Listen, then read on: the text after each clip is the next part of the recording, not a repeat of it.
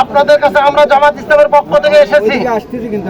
আমরা 54 বছরের বিভিন্ন দলের বিভিন্ন শাসন আমরা এই দেখেছি এই বাংলার জমিনে।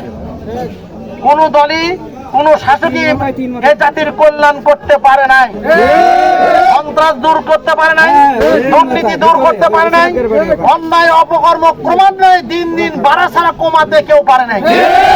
বাংলাদেশ জামাত ইসলামী আপনাদের কাছে ওয়াদা দিচ্ছি, জামাত ইসলাম যদি ক্ষমতায় যায় এই বাংলার জমিনে কোন রকম সন্ত্রাস, দুর্নীতি, চাঁদাবাজ, বালুখোর এগুলির স্থান বাংলার জমিনে থাকবে না। বাংলাদেশ জামাত ইসলাম যদি ক্ষমতায় যায় আমাদের এই দেশের শিক্ষকরা সবচাইতে জাতি গঠনের একটা ভূমিকা পালন করে, তাদের লাঞ্ছিত হতে হবে না। জামাত ইসলাম ক্ষমতায় গেলে আলেম ওলামাদের হাতে আর হ্যান্ডকাপ উঠবে না। জামাত ইসলাম ক্ষমতায় গেলে এক মুঠ সাহায্যের জন্য মানুষের দ্বারে দ্বারে হাত পাতাইতে হবে না।